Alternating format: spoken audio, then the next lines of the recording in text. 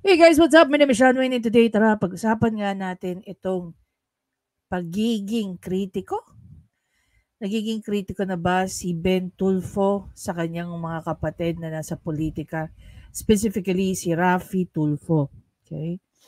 So, may mga na po rito, may mga nakapag-react na rin, nakapagbigay ng komentaryo.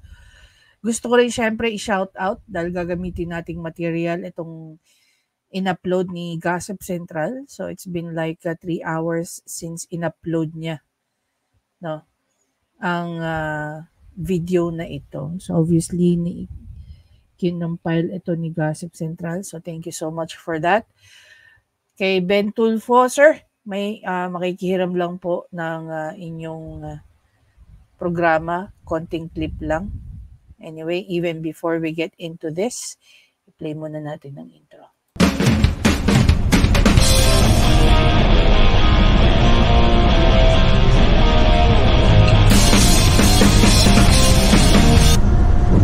Gusto niyo sabihin, nang makarating siya, total hindi naman ako.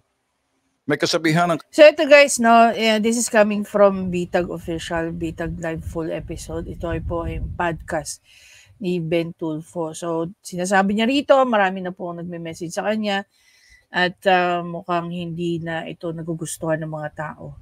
Kaya ang nilalapitan na si Ben Tulfo. Probably umaasa sila na hindi pareho ni Ben Tulfo ang kanyang mga kapatid. Lalong-lalo na ang kanyang kapatid na nasa Senado na si Raffy Tulfo. Kung mapapansin nyo nga, simulang nakapasok tong dalawang magkapatid na to, no? Si Ben Tulfo, si Erwin at saka si Raffy, kahit tatlo sila, apat silang nasa media, magkakaiba naman po yung takbo ng mga utak nito. Never din nilang pinagtanggol si Montulfo. Diba? Never naman nilang pinagtanggol si Montulfo. So, I will assume na pag mali ang mga kapatid nila, hindi nila pinagtatanggol o pinagtatakpan. Because obviously, nakailang video na, actually nakapanood na ako ng 3 video na binatikos ni Ben Tulfo ang kanyang mga kapatid. O ang kanyang kapatid na si Raffy Tulfo. Pakinggan natin yung sinasabi niya rito. Kasalanan ni Pedro, huwag niyong ipataw kay Juan. Kung sakaling pinapasa niyo sa akin para iparating ko yan, well, I will tell you this, we don't get involved, we don't critique. And I know exactly kung anong ginagawa ng aking mga kapatid sa kanilang larangan. So I stay away from them. Independente ako. Ngayon, ito pang tanong sa akin, kamakailan, tama raw bang ginawa ng kapatid ko kay Presidential Peace Advisor Carlito Galvez Jr.? Ang pag-aakusa at paggamit ng salitang corrupt, masyadong malakas yung salita na yan, sa organisasyon ni Carlito Galvez Jr. You need my straight answer? I don't agree with the senator. My brother. That's my take. No. Believe it or not, take it or leave it, I don't care. I already stated my point. Ngayon mga boss, naniniwala po ako, may kasabihan po tayo.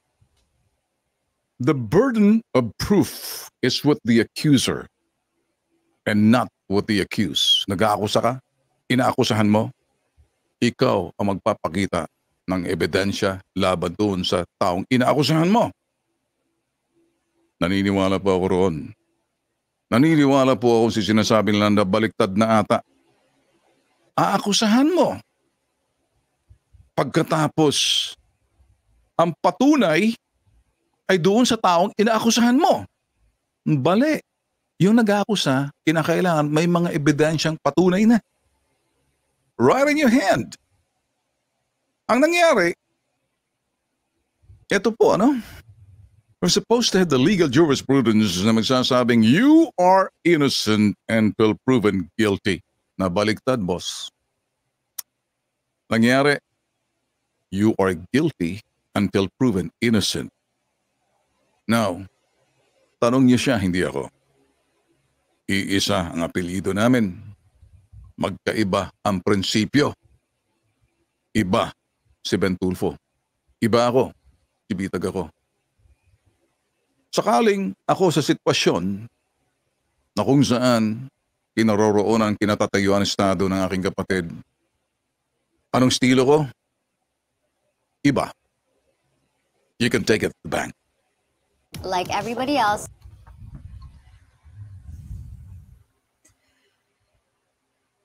Guys, dito, no? Dito sa ano na to ni Ben Tulfo, napasaludo ako sa kanya. No, pakinggan natin siya ulit. Well, ito naman ang tanong. Ano ba ang totoong dahilan sa panawagan ni PRRD na ihiwalay ang Mindanao sa... Okay, so iba na yan. What is my take on this one sa sinabi ni Ben Tulfo? Una-una sa lahat, respeto, malaking respeto dyan sa sinabi niya. Malaking respeto. Between the Tulfos, itong si Ben, no? Yung sabihin na natin underdog when it comes to media presence, media diba? Although matapang, meron silang pagkakahawig, silang mga magkakapatid. Pero kung ganito kasi si Ben Tulfo, dyan sa sistema niya, sa prinsipyo niya, ngayong araw na to, siya ang pinakamagaling na Tulfo. Diba? Excuse me. Siya ang pinakamagaling na Tulfo. Bakit?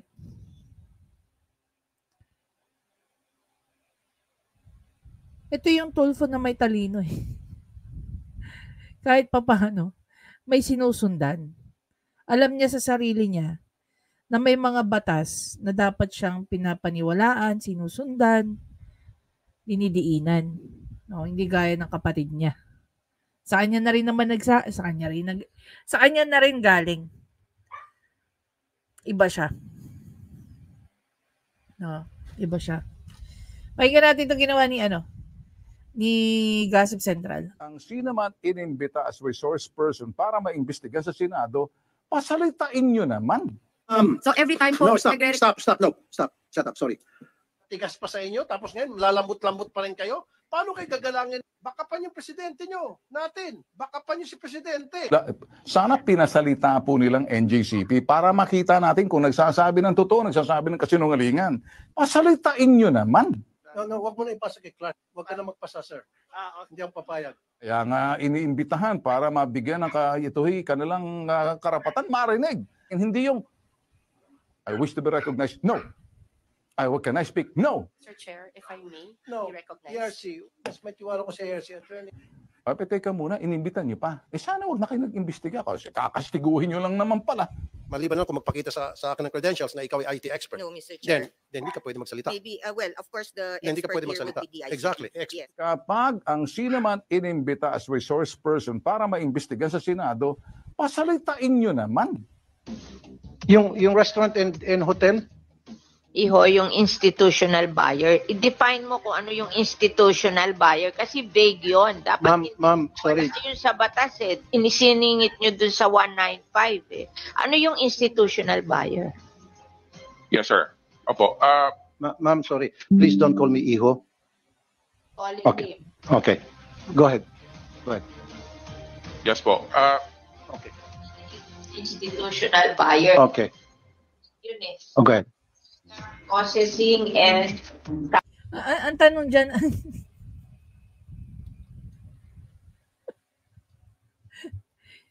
so nainis siya kay Senator Villar dahil tinawag siyang iho kasi ang dating siguro kay Aidel na para siyang totoy na pumunta dyan, hindi ba? Buti nga hindi kanya binastos gaya ng paano mo siya binastos harap ng mga tao dyan.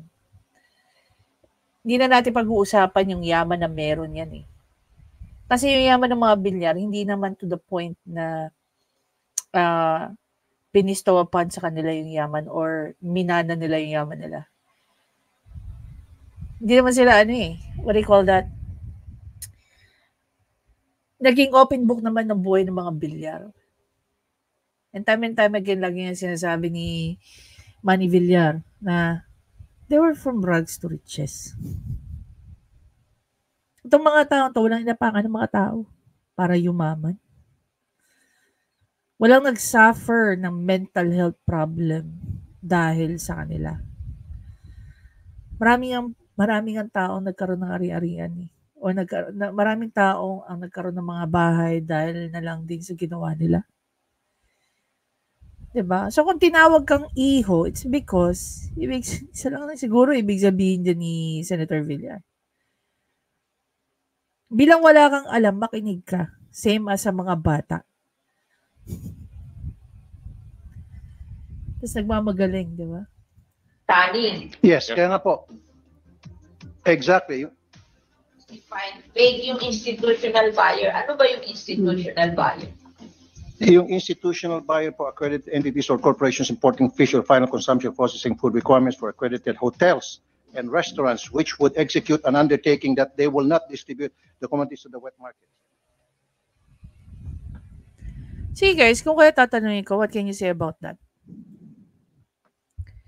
Nawin ba ni Ben Tulfo ang inyong respeto? Even si Erwin ginagamit na rin ng Kongreso, opisina niya no? Alam niyo, kung tutulong kayo sa ibang tao, di ba? Ayan, gaya ni Idol.